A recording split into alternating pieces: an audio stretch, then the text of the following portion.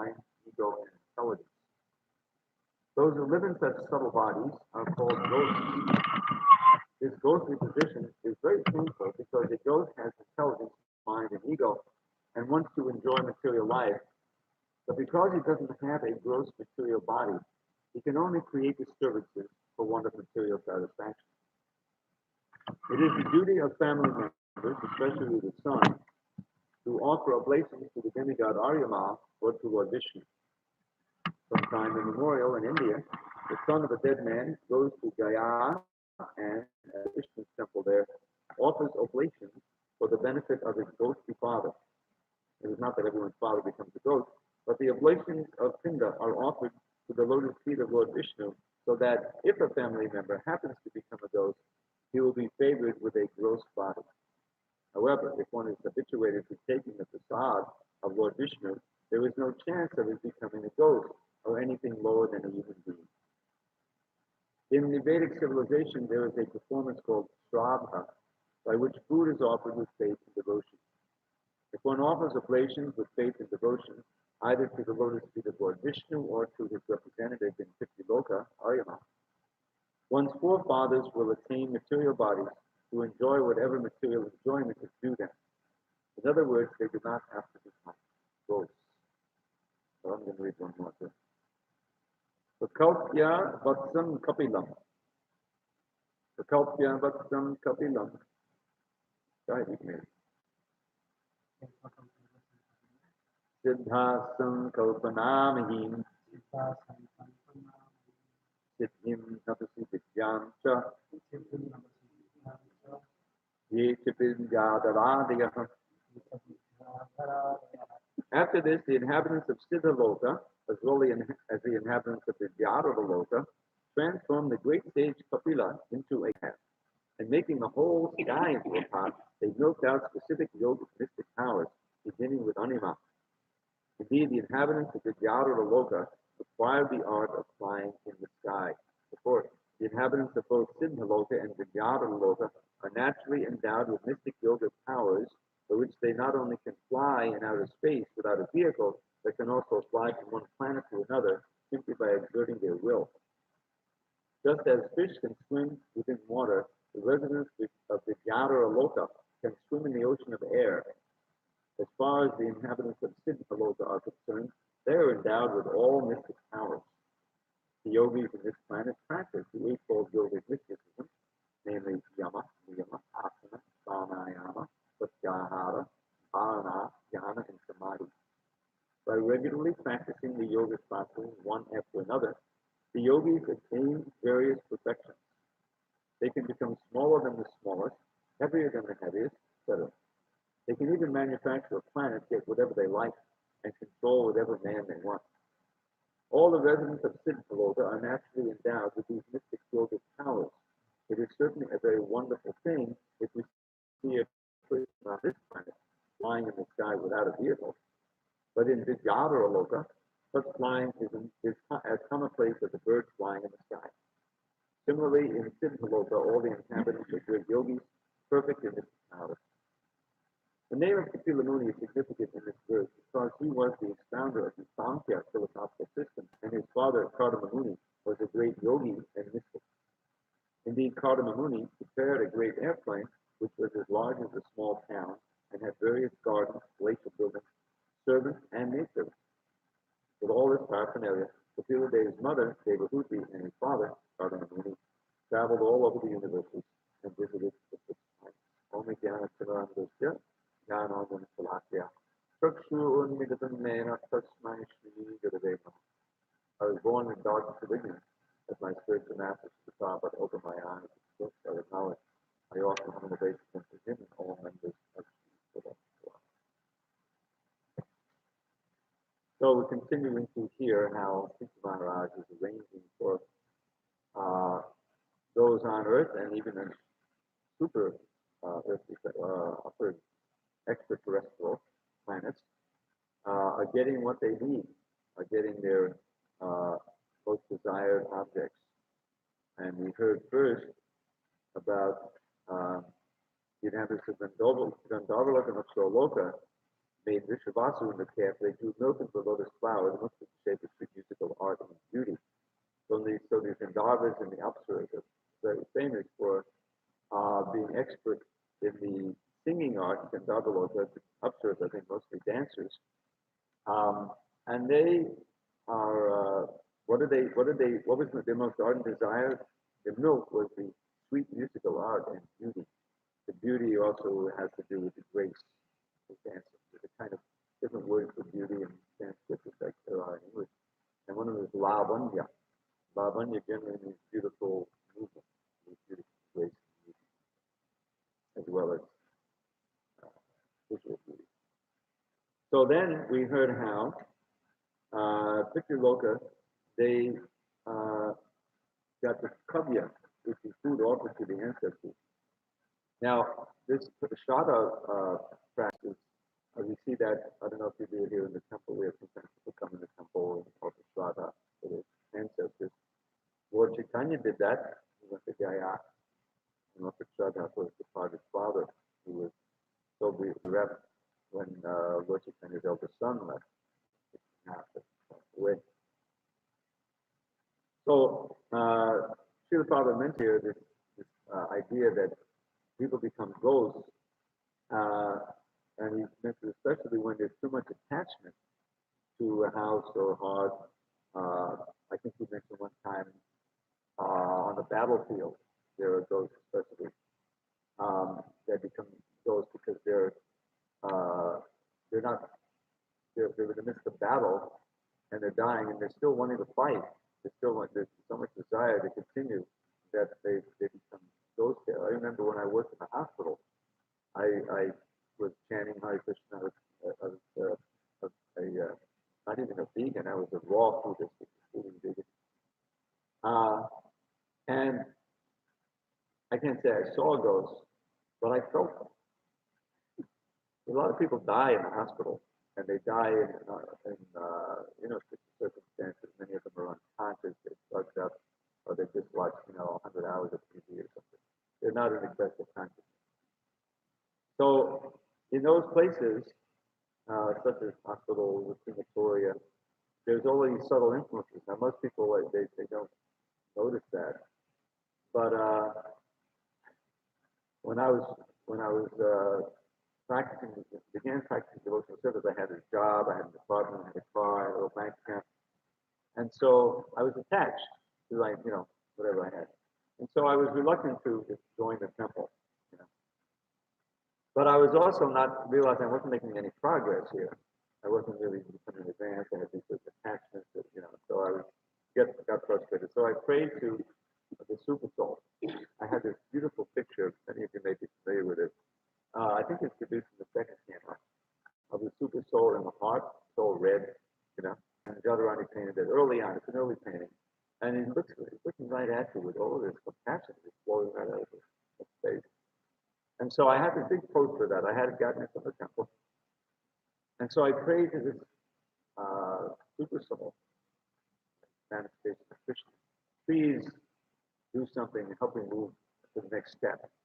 I don't know what it will be, but I'm stuck here and I don't feel how to dance. Limbo.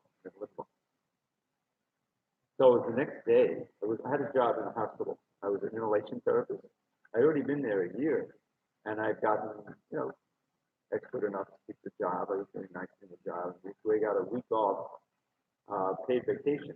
I don't know if they do that anymore, but I had a paid vacation of a week. So I took advantage of that and went on a retreat in Connecticut. I was living in the New York area. And that time I was very involved with the integral yoga. There was a lot of bending and stretching, all over. But I was also chanting and getting involved. So that was kind of a watershed in the sense I was just chanting all the time. You couldn't speak.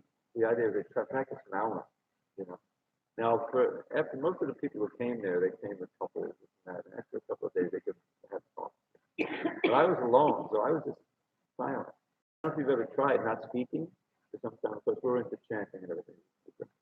But your dreams get very vivid, there's a certain, and you become more introspective. So anyway, I was chanting. And at the end of that retreat, I remember getting on the bus, getting ready to go back home to New York City. Then I would go back to London. And I just, spontaneously told everyone, what I discovered on this retreat, that all you have to do is chant Hare Krishna. Now, maybe I got some music from Lord Chaitanya for that. And then I went back, and this whole thing happened with where I wanted to pray to the Suba. So the next day, there was a little clipping of the newspaper on the bulletin board for a job at a different hospital. And it was a night shift. It was like, I don't know, 8 to 4. And I said, this is what I need. I can do on the night shift. Then I'll sleep, 5 to 10 or something. And then I'll be able to go into the city every day because going into New York, that's where all the yoga studios were. And I'll be able to do every day instead of just once a week, a week. So I had been a good worker, so they gave me a good recommendation. Right? And so I got that job, but it was a week of training. So I trained up. It was a much smaller hospital, maybe 1,000 patients max, so that I need to see every day. And so after a week of that, then I was alone on the night shift. And this is where I began to sense these ghosts. It was spooky, I'm all alone there. I go to see the patients. Most of them are asleep. Some of them are dying, And after a few days of that, I said, I can do this. There's no way I can do this job. So I quit the job. But now I didn't have a job. That was a big attachment. And I had already emptied out my bank account. I had a Sunday feast, and I ate halwa. I become addicted to halwa. That was the exception to my raw food diet. So meanwhile, there was this lady, one of the devotees there, living in the temple, one of these Howard Madhajis, who was preaching to me. You've been reading the books, which I had. He said, it all belongs to him, right? It all belongs to Krishna. And I couldn't argue with it. I said, yeah, I know. But then when I got back, I would chant my rounds in front of that same picture, and I would get the distinct message, it all belongs to me. In other words, you have to give me everything. So finally I did, okay. So I had $1,500 saved, which was a lot in 1972. Think about 4 or 5 times more today. And I gave it to the temple. But I still had the job, but then I lost the job. So now I didn't have a bank account, I didn't have a job. And I didn't really have much to anchor me. So that's when I surrendered the temple. And I realized that I had gotten a response from the Super Soul. He had arranged for that clipping to be on it so that I would go to that job because I thought it was going to give me more chance to practice yoga. And it did, but not the kind of yoga I thought, bhakti yoga. So the point was just reminded of that because of this ghostly presence. And I didn't feel these ghosts, but when I joined the temple, it was the house that they had bought had been a convent. There had been nuns living there. And they would take in homeless people, and they would die there. And so many of the devotees would see these ghosts at night. They feel their presence. So I didn't feel it. But anyway, the remedy is, of course, chanting. You have to clean out. You go to a new house. You're supposed to do the rehabituation, chanting, water sprinkling. It's beautiful. So ghosts are real. There's no question about it. And Srila Prabhupada explained, it indicates someone so attached to a certain aspect of their material life that they don't get another gross body. They get a subtle body. And it's a very painful situation. Here you are, and your mind, intelligence, you can see things or sense things, but you can't experience any pleasure because you don't have any gross body. So that's why they sometimes haunt people. They sometimes, if someone who's weak, they'll get inside and they'll try to enjoy through their body. This is part of the reality that you learn about in Krishna consciousness. There's several stories. Bhaktivinoda Thakur, the story of Bhaktivinoda Thakur. He was very influential in the government and so forth, and magistrate. So it came to his attention that in his area of responsibility, there was a tree that had been taken over by a ghost that was haunting the thing, and you know, haunt people. So he hired somebody or engaged them to read the Srimad Bhagavatam under this tree. And after he read the Bhagavatam for what I think it was a month, the tree came down and the ghost was gone. The tree fell down and his wings was down. Prabhupada described one time he was renting a house that was supposed to be haunted, and he just chanted Hare Krishna for a couple hours, whatever, the ghost was gone. Because wherever there's ghosts, if you really chant, they're incompatible with them. They don't like that. So that's and this Shraddha ceremony is described here. If you have some ancestors, grandparents, grandfathers, who have become ghosts, then this offering of Shraddha to the Pitris will relieve them of the ghostly body, be able to get a ghost body and move along in the transmigration of the soul. Then we read this one here, the next verse 19. Has to do with the Vidyadharas and those residents of Siddhaloka. So the Vidyadharas, this is both having to do with Siddhis. The Vidyadharas, they are full of knowledge. It means that they're Vidyadhara. They have a certain knowledge. And one of the things they have is this Siddhi or power to fly in the sky. Now, this is something that, of course, we imitate with the airplanes, but there's no danger of falling down when you have that power. But the airplanes are very gross. And this is I always think, when I fly, I could actually fly all over the place. I flew to India recently by way of Dubai. I don't know if you've ever flown from Los Angeles to the Middle East without stopping, but it's like 16 hours. That's really austere. But it's kind of a metaphor when you're in the plane there, and for the illusion of just living a material life in an ordinary body, and there's danger everywhere. We're so dependent on this incredible mechanism of the body to keep working as it is. We take it for granted, right? Just run around, do your thing, and that the support mechanisms that have been supplied to us by Krishna and his material energy will keep working as they are. Now we read every day there's some disaster going on. There's just another shooting in the school. America's crazy. So that's one kind of very great thing coming from other beings, adipaltic miseries. And then there's the adidaivic miseries, which are threatening more and more because of climate change and because of sinful activity. This fracking, it just destabilizes the earth and makes earthquakes more likely. In Oklahoma, they have all these little earthquakes are happening all the time because they have tremendous fracking programs. They outlawed it in parts of California, but still have it because of the damage, plus it's polluting the water. It's horrible. It's fracking where the oil, so is the oil. That's the black gold, it's called. So now they've found all of these deposits that are involved. I don't know just how it works with shale deposits, which is a kind of stone. But if they go in there and break up the stone and dissolve it with poisonous chemicals, water, they're able to get the oil out.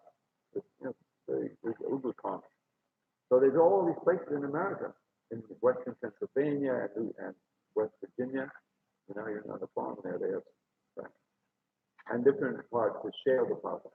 So now America has become one of the biggest, if not the biggest, producer of oil in the world. We don't depend on Saudi Arabia like we used to in the 40s, 50s, 60s. But the fracking is horrific. It just ruins the land, it poisons the water, it causes earthquakes, it's just super Iskcon. So in order to do our flying, we have to have the oil, with the special airplane fuel, and the building the airplanes, and they come down periodically.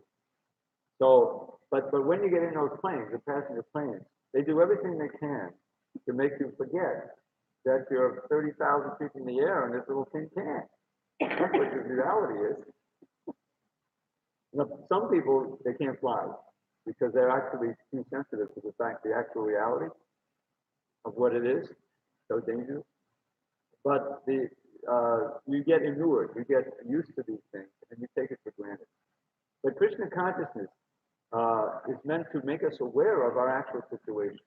You know, in chapter 13 from of the Bhagavad Gita, from text 8, text 11, or, or 8 to 13, forget.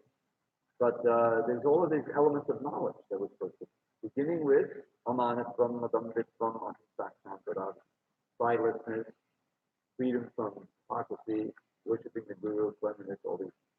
But then in the middle of there, Krishna says, Janma, Mrityu, Jara, Vyadi, Dukkha, Dosa, and Anudarsana. Part of knowledge is anudarsana, to be observing, to understand that at all times. The danger of birth, old age, disease, and death. I like to put them in order, because that's for the middle, Janma, Mrityu. Birth, old age, disease, and death. This is how they come. It is disease when you're young, but when you're old, there's definitely going to be. So that's a constant, right? But people forget. Pashanati Napashaki, right at the beginning of second canon, as Sukadeva goes on. I think it went through these verses here. The Sukadeva describes material life, and it's one of where you have all of these fallible soldiers that you build up, trying to ward off these dangers. The body itself, the relatives, children, wife, certainly your bank balance, doesn't mention what that's understood. Adishu, etc. Atma Sainishu. These are our soldiers to prevent dangers from happening, right? But there are satsu. They're fallible. In other words, they're also subject to destruction at any time. As this happens when you have a financial collapse. Mostly people take shelter of their money and what money can buy, the houses and the insurance, and even personal guards, or they pay their taxes, so the police will be there, fire. This is all about, these soldiers trying to ward off the actual nature of material energy. But they're all fallible also, they're also subject to destruction. So we're very in great at every step there's danger. But the whole Maya is so skillful that she makes us forget that. So we can go along thinking that we're enjoyers, we're okay. We're safe, but we're not safe. There's no place in this material world that's free of the danger and the negativities that come from living in this material world. That's why this is the place of anxiety. And by Kunta, there's no time, there's no material energy, there's no death, there's no old age. That's what we really want. So a lot of our Srila Prabhupada's preaching, and you'll find throughout the great Srimad Bhagavatam, is trying to wake us up, kind of shake us, This is what the material world is. Just remember the fifth canto, the forest of material enjoyment, story of Puranjan. So many of these pastimes here have to do with the great devotees who are often coming to that waking up and taking, just like I was reading about Dhritarashtra. Dhritarashtra, he was part of that whole conspiracy, and he had these 100 sons.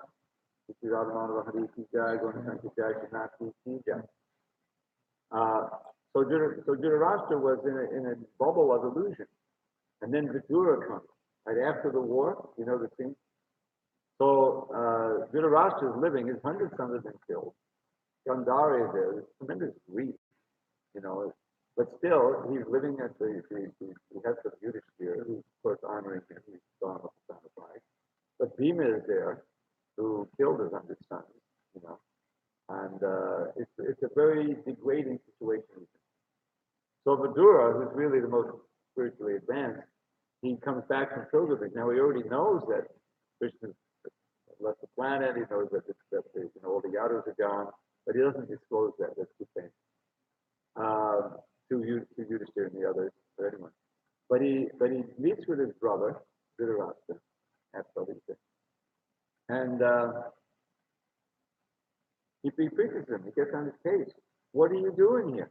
You're getting old, your liver's not working so well, and you're living at the behest of those who conquered your sons, killed all your sons. It's a degrading situation. Don't waste time. And Dhritarashtra is brought up short. He takes the message. He leaves. He says, you should go without telling anybody. Because Yudhishthira would never let him go. He wants to protect him and care for him. He's the only king in the left. So and he takes it to heart, and off he goes to I think it's described as he went to Ganges somewhere, or no, somewhere near Vrindavan, or up in the Himalayas. Yeah, one of those ashrams. And he practices very severe yoga. Eventually, he doesn't go. It says he doesn't go back to Godhead exactly, but he gets liberation because he's devotee. But still, he makes a lot of advancement.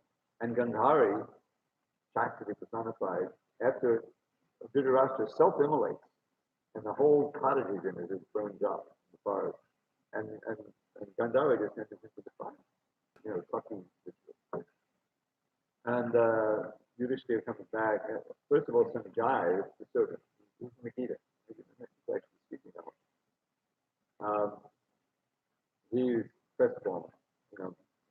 Yudhishthira comes back. Where's my uncle? Where's my aunt? And he says, they left me. They cheated me.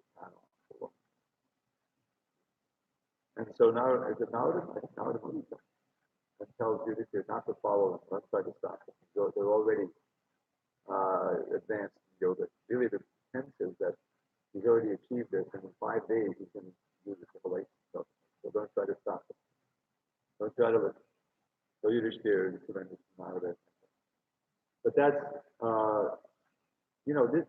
this is what Maya does. She lulls us into thinking that we're in a normal situation, when actually there's a great urgency to practice Krishna consciousness. Probably lots of chant this verse.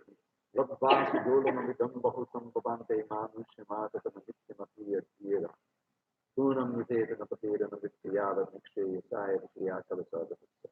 is a call to every human being. It says, oh, human being, you have attained this rare human form after many, many births in lower species. You know how it works. It's described as continuous teachings in the third canto. Lead a simple life, ordinary life, you lose the human form, go down to the species, you may suffer in hell for seemingly millions of years, but then gradually you get some animal life and come up gradually so many births, again to the human form. You always get another chance. There's never eternal damnation, not an outlaw. So, having attained this human form, after how many, you don't know how many cycles it's been around, but it's rare. Now, hear what I'm saying. It's a special form because it's Arthadam. It's the only form that can give you the ultimate goal of life. Artha. What does Prahlad say? The materialists absorb the material life of all kinds and uncontrolled senses, chewing the chewed again and again. They don't know that their goal in life is Vishnu. Not they reduce Sparta to continue Vishnu. Swartha means the goal of the soul, not some external goal of the material company. You understand? This is what we want to discover, what it is and how to achieve it. Two things. What's the sadhya and what is the sadhana? So now, in the human form, you can achieve it. Therefore, it's called arthadam, swa-arthadam. But it's temporary. The clock is ticking. We only have a finite amount of time in this body, and we don't know how much time we have left. So therefore, tunam, without wasting time, means immediately. Yateta, strive. It's like the sannyasis, they're called yatis. So they're striving. They're always striving for perfection. That's what it's supposed to be. So they're saying everyone should strive. Yateta napateta namitya, but as long as your body hasn't fallen down or died, you use the word anamrityu, which I take to mean that death is always over your shoulder. It's following you. We don't realize. So what should you start? Nikshreyasa, the ultimate good. This word comes up again and again in our books. Shreyas, and the other side is what? Shreyas. You know the Shreyas and Shreyas? So everybody's involved with prayer. What's the immediate good? Well, how can I plan for, 10 years down the line? That's also prayers. We want infinite time. What is my ultimate good? Not the intimate. The more that you're concerned with it, with immediate happiness and comfort, the more animalistic you are. And the animals just know, instinct. Is there danger? Let me run, or let me fight. I'm hungry. Let me eat. Another, there's this. Remember the opposite sex? Let me go. They were just operating immediate. Immediate. They have no ability to plan. They don't have intelligence. But human beings can contemplate the future and the ultimate future. Not just 5 years, 10 years, 20 years, but the soul is eternal. What's my eternal good? That's the difference. What did Arjuna ask for when he surrendered to Krishna? Right? He had a whole argument why he didn't want to fight. You see, his intelligence was serving his lower self. This is the third chapter. And he came up with all these arguments to try to justify why he didn't want to kill Bhishma, he really didn't kill Jonah. And most amazing thing of all, he said, I can't live if the sons of Dhritarashtra are killed. They had tried in so many ways to kill him and his brothers. They didn't care. But he's such a kind Vaishnava, he forgave them all of that and didn't contemplate it because they're relatives.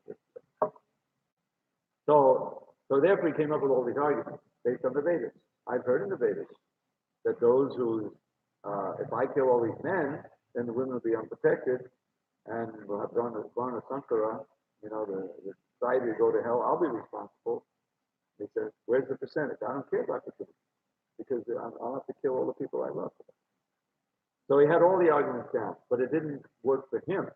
At the end of all those arguments, he sits down in the chariot and he's paralyzed. He's not confident because he's arguing with Krishna as a friend. He's not taking.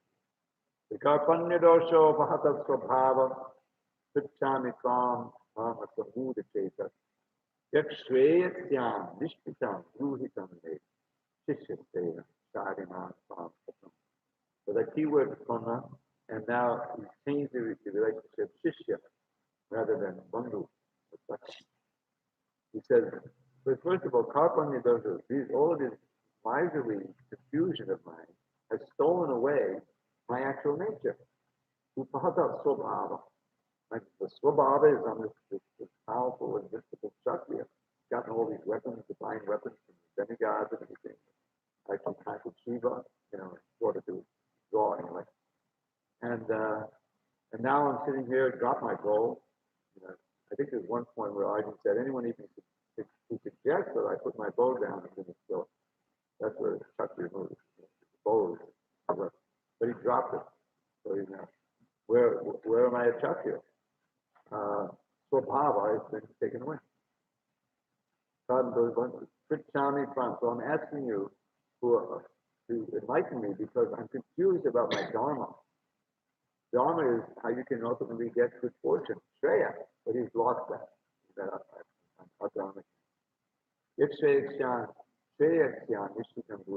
Tell me for certain how I can attain my good fortune. Shreya or Nishreya in this other verse. Let's see. Shishya Steha, I'm your Shishya. Now Prabhupada points out in the purport I've read elsewhere how the Shishya, all the Sanskrit words have roots. And the root of Shishya is the syllable shash, which means to control. It's also the root of the word shastra, which is weapon, or shastra. So we're going to be controlled either by the shastra of Durga, with its trident and all that, or by shastra and by guru.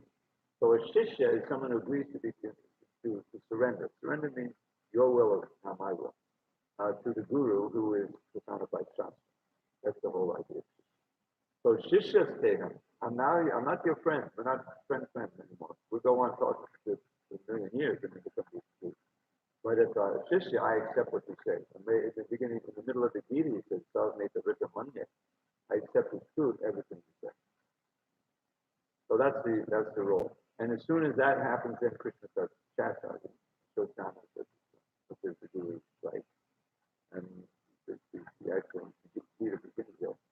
So that's the Bhagavatam verse, Nikshaya Saya, strive immediately for the ultimate good, because after all, in all those other forms you've been in, you've experienced every variety of sense gratification. You know, they have this kind of a vernacular uh, slogan: "Been there, done that." Have you ever said that? Been there, done that. In other words, no, I don't want to go there and do that. I've been there, done that. Let's do something new. Right? But we've been there, done that. We have all these varieties of sense gratification. So let's try something new. Try for the ultimate sense gratification, which we can push the senses, and in this way we can be happy forever. And that's the good. So that's the call of our great acharyas, is to and the Bhagavatam, uh, that this world is not a world of safety. It's not a world of happiness. You can't really be happy here unless your every moment is absorbed in serving Krishna. Then even in this world, you can attain a sense of real happiness because you're connected. You're not identifying with this fallible material body, which is a very bad vehicle for trying to enjoy. What does Prahlad say in his prayer? Kutrashisha, Suti Sukha, Mudapishni Rupa, Vedam Kalevaram Ashesha Vajamya. There's a very interesting verse he says here, because it illustrates the illusion of material life. First, he's giving the truth. What are the use of all these material aspirations? Kutrashisha, Suti Sukha. Material sense gratification, most of the happiness is anticipating it. Suti Sukha, the happiness of hearing about it. And then you experience it, and then it's over. So it's very flickering, Maya Sukha, couple of Sukha. And then you can try to remember it, and in other words, Mrigatishni Rupa. It has the nature of a mirage. You know what Mrigatishni means? That was the deer thirst after, or the animal thirst after in the desert. Foolishly. So here today, gone tomorrow. You know, this is just see what material life is like. I mean, that's why having old people around is important, because they were once young, and they were as confident in their physical prowess and ability to enjoy. But then after some time, it's not there anymore, and that's the source of great unhappiness. If your platform of enjoyment is the physical body, you're in real trouble, because it's not going to be there. And then what will you have? You'll be envying the young people, and you'll be trying all kinds of expensive remedies to try to keep yourself young. It's pathetic. But if you're able to rise, by purification, come to the platform of experiencing even a modicum of spiritual happiness in relation to Krishna, then that doesn't end. You even become there's an advantage to getting old, because the senses themselves become kind of weak. They're less distracting. I mean, and you still use, as long as you have an ear and a tongue, basically, and your mind is here, then you can enjoy like anything. What does Prahlad Maharaj say? It says, it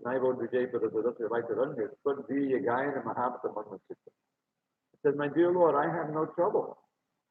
Not able udvigna, not able udvijay. Udvijay means disturbed. This was the beginning of his instructions to his father. That whole dramatic scene where he goes to school. You can imagine him in school, rolling his eyes. They're trying to teach him Machiavellian, how to divide and conquer, those dramatic school. But he's Krishna conscious. He doesn't want to hear that. So he's just pretending to learn. And then his father brings him home, the first day of school or after a week. So what's the best thing you learned today? No, he smells his head. I think he started like it. And Prahlad is there, He's actually stronger than his father, because he can't be moved of his devotion. So, he doesn't calculate, well, what can I say to kind of pacify him? He says the words that are most guaranteed to aggravate him. So my dear father, he doesn't call him father, he calls him best of the demons. Tatsaru mamye, asudavaya dehinam, sada samudvigna asatrahat. Hit bhaktapatam, griyamanta kupam, vanam gadoya paramati. So he uses that same word, udvigna. He says, my dear best of the demons. Father points out, he doesn't call him father. Asurya Varya, Asura Varya. Tat sadhu, what's the best thing, sadhu, my opinion, sadhu, the best thing I learned is, uh, then best for whom? For dehinas, for the body souls, for everybody, in other words, who are always disturbed in mind. Sada Samudvidya, whose consciousness is always disturbed. Why? A sadgraha. A sadgraha means we're holding on for dear life to that which is impermanent. The analogy that I like to use for this is that you're on a boat. I live right near the ocean, so I know I'm not going in the ocean. Not with all the radiation coming from Fukushima and everything else, forget it. But people like to go out on boats. They go snorkeling. So it's a very unsure position. Probably, I heard these early lectures where you see some experience. That ride over on that is greater. Was very difficult. Unsure, danger, exposure. So you're out on the boat, and maybe it's a cruise boat. Okay. Now, a cruise boat is another perfect metaphor for material life. You put yourself in a more dangerous position, but you think you're perfectly safe because you're on this big boat. Probably always you knew about bring up the Titanic. Right? So this is a cruise boat. It's designed to help you forget your material life. It's there's all kinds of things you can do because you're outside the legal limit. Of 12 miles. I don't know if you know that. There's all this gambling goes on and everything. So you're enjoying, but occasionally it happens that these boats founder or they sink a leak. So now, instead of being on a vacation, you're in a desperate situation. So you end up in a lifeboat, okay, with some other people. But okay, maybe we'll be rescued, okay. And then you take shelter of this boat, but then the lifeboat brings a leak, and now it's a desperate situation. So suddenly your security is now completely overwhelmed with danger. That's what material life is like. So Prahlad is saying we take a sadgraha, we hold on to for dear life that which is temporary, the body and these other things that take shelter of the fallible soldiers. But they're all fallible. They can't give us protection. So that illusion of safety is constantly shattered in the material world. And when that happens, all hopes for enjoyment are gone. It's just you're overwhelmed with fear. And that happens to everybody, all the materialists who die. Usually it's some process in the hospital, you're faced with this and all your plans, all your hopes, all your relationships, everything is being taken away from you. And you can imagine the anxiety if they have no holy name to call on. So that Prahlad's instruction to his father there, preaching truth to power, is that the best thing for the living entity, and that's all of us, in the material body, who are always disturbed because we're holding on to the impermanent, is that what is it?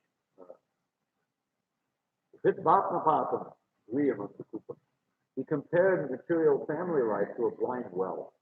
You fall into it, you can't get out of it. There's so many attachments, and you're stuck. So he says, Hitva, give it up. This atmapatam, that situation which obstructs the progress of the soul, which should be our main concern. Then what should I do? Now that I've given up this,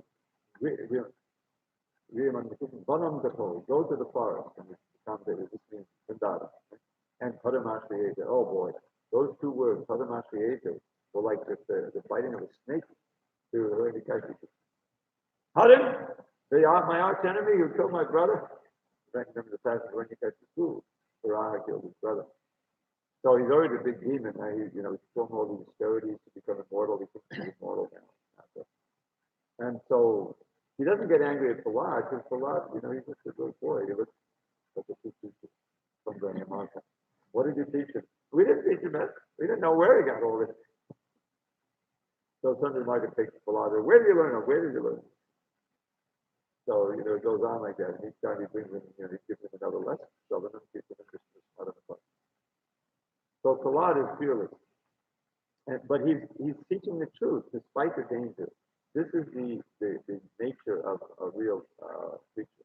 Prabhupada would show all respect to Jesus Christ for doing it. He refused to give up teaching God consciousness. in whatever way people could understand, but it's the same idea. In spite of the threat of being crucified, and he was crucified.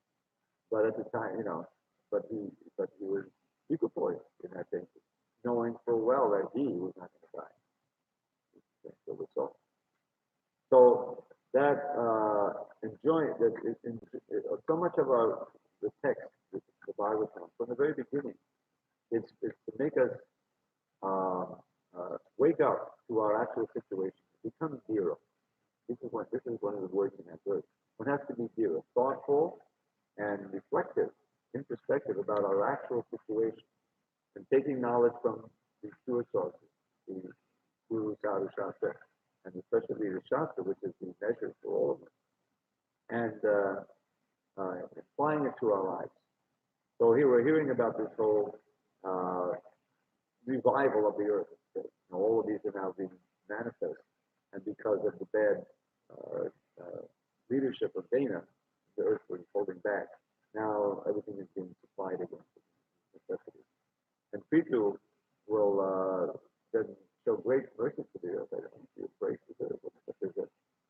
He was ready to punish her severely, but she surrendered. She said, no, you just do it the right way and form these calves, being a cow, they call it a cow, and the perfection. So this is the other lesson here, and then I'll end here, is how, we're meant to understand that there is intelligence behind everything. Nothing is happening automatically. This is the great fallacy of the modern demonic civilization. We're just going to exploit nature as much as we can, manipulate. Every day there's a more horrific story how Duke Alcadon to the position. This phrase that the remedies for the misery causes more misery. All the pharmaceuticals, a lot of these pharmaceuticals are poured down the drain and they're down the toilet. They end up in the rivers, they end up in the lakes.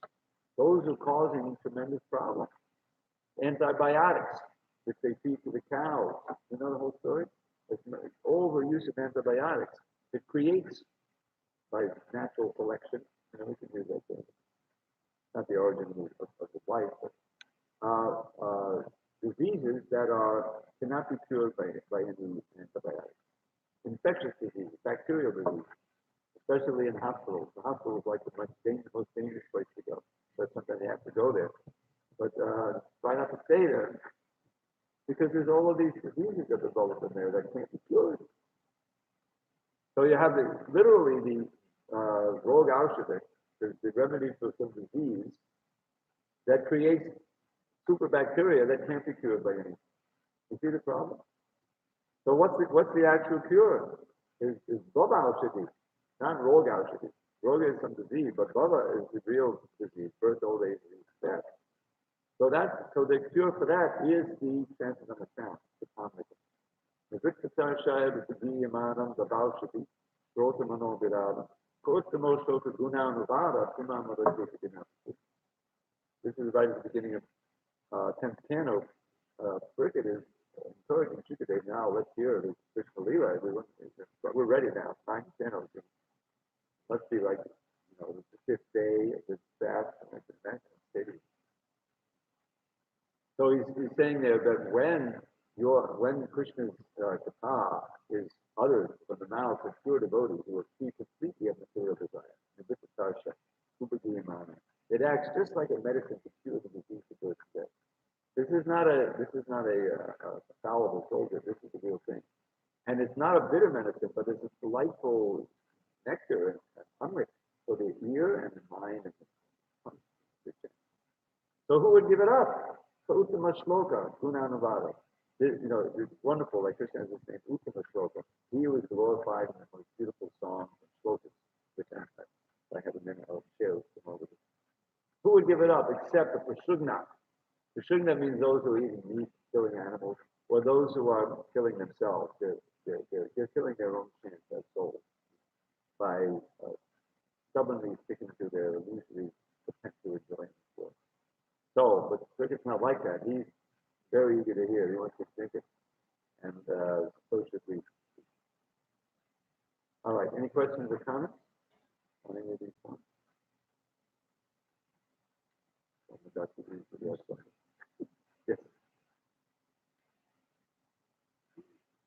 many planets, they have their one land and one. Still, why they are not? They are surviving their stuff. Still, why? You know, there seems to be that they milk out specific mystic powers beginning with anima. You know, I was wondering about that also. Before that, what happened? What did So, they have? yeah, what they have. Why were they affected? Beverage, like different types of beverage, different types of You know, they don't have the, they don't have what? but there's some restriction. What is their Relationship with the earth. In other words, they should be transcendental for that. In other words, how did the earth planet affect their earth? Yeah. Yeah. How is it?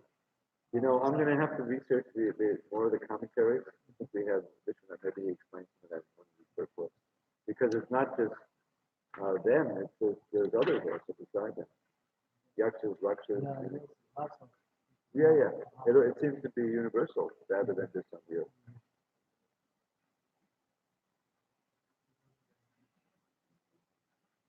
Does it explain it? Anyway, anyone else?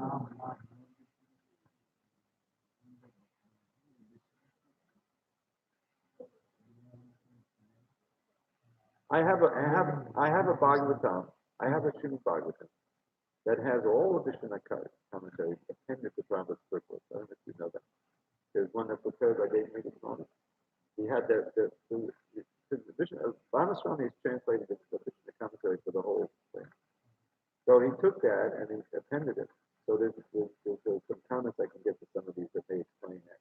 And then in the 10th canon, not only Vishwanath, but also Sanatana Goswami and Jiva Goswami. These are all translations, English translations. I have an ebook, and I can give it to you. You know, you can download it. It's kind of big, so I'll give you a link to it. Yeah, USB will be fine. I'll give it very well. If he's asking about the Vishwavasu, is that the same one, Nilabala, that is or different? It's not Vishwavasu. It's Vishvasu. It's a difference. You have to watch both. It's not Vishwavasu. It's Vishvasu. Totally different person. I thought of that too when I read it. Okay, one or two Uddhama shlokas. You have a question?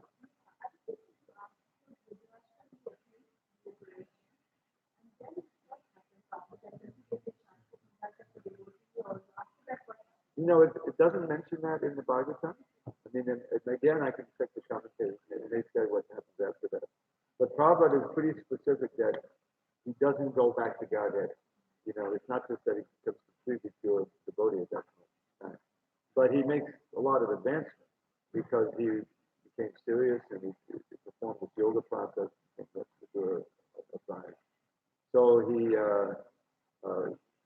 you know, because he had, I mean, come on, he did so much tormenting of the devotees, you know, so forth. He really got control of his son. But he was the real lesson there is the great value of association with a pure devotee like the Guru. A pure devotee who's willing to take the trouble to, you know, preach the Acharya principle. You know, to know the Shastras, to be completely absorbed and on the level of purity, you know, from that, and to be willing to teach. As I say, we can also, you know, aspire for that. And just in terms of the Bhagavad Gita, have this little mantra: learn it, live it, and give it. Three things: learn it, live it, give it. And in this way, we can expand the knowledge. Okay, I was just going through a few of my poetic verses this morning, and I want to share one with you. So this is a verse by Sarvabhauma Bhattacharya. He wrote these beautiful verses, several of which are included in the Padyavali. Actually, as soon as Lord Chaitanya revealed the 6-arm form, you know, he wrote 100 verses in 2 sloka about, you know, which are recorded. I mean, you have that book. I have it translated. But this one is not in those. This is he's just about Krishna, and it's a very unusual meter. All long syllables, heavy syllables. Bar ha tiram maula bindran panchi nada nasan ban nana topa shisam panno gopa vidisam vita Sachidanandam Purvan Krishna Santa Vishra Satyata Sarve Kama Sampadyera Asmatam Vidyati. I put it into a little poem, same meter. Decked with crown of costumes and chanting songs with flute music, wearing lovely ornaments while standing in the gopi's ring. Dear most Krishna, eyes delight, if you will kindly glance our way, all our heart's desires will be fulfilled on this most blessed day. What is it? Or Queen Kunti's prayer. This one we should know, actually. Swayame Ananda Vichaya Atir Madhupate Sakrit Matamun Mahakarabha Gange Bhavamatampati. This is almost near the, I think, second to last prayer. So the previous prayer, she prayed to Krishna, which is really incredible. It says, please, Krishna, cut off all my attachments to my relatives, the Vishnis and so forth. And that includes her sons, the Pandavas, because, of course, they're great devotees, want to be attached to devotees, but it's mixed up with both brotherly affection. So she's at the point thinking about to leave. So he says, O Madhava, please ever fill my mind with thoughts of thee, not any other kind. As Ganges torrent flows into the sea, and all my love flows constantly to thee. See, anyone can offer that prayer, Madhava Hari. Now this one I offer whenever I greet the deities. I'm usually in the temple with Radha Krishna. So this is the one I offer to Radha Krishna. It's actually the last verse that Rupa Goswami wrote. It's in a poem called the Utkalika Balvari, which means a creeper of desire, who's expressing his most ardent desires for Krishna, so Radha Krishna. And near the end of this poem, he gives us a verse that actually we can also embrace. He says, Pasupala Varinya Nandana Vadamekam Muharate He Yuvam Bhavatu Panayo Bhave Bhave Bhavatore Bhavam. O Radha Krishna, children of the best of cowherd men, this single boon I beg from you again and yet again. And all the countless births my endless sins will make me meet. That all my love goes towards your luscious living. This is the characteristic of the prayer. This is great devotees. They're not praying for anything material, is what you're saying, but they're praying for love. So one more in this line. This is from, yes, it's in this book, amazing book called the called the Leela Chanda. I think it's Leela Chanda. Oh, no, Govinda Vrudavali, sorry. Govinda Vrudavali, Vrudavali is a kind of poetic form. Rupa Goswami wrote one too called Gopala Vrudavali. And it's a series of metric units that they string together. They're actually in evocative form. So you can do a lot with that. Evocative means names. And so a sample would be like this. Yeah. So he says,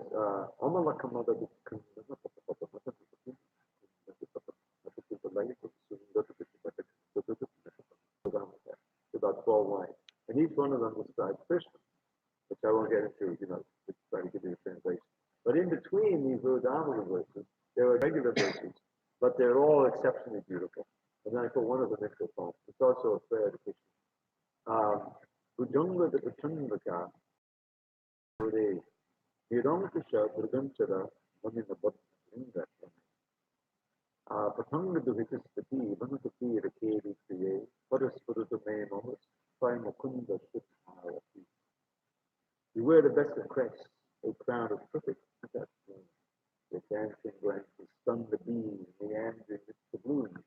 You relish love play in a cottage by Kalimbi shore. O Krishna, may pure love for you be mine forever.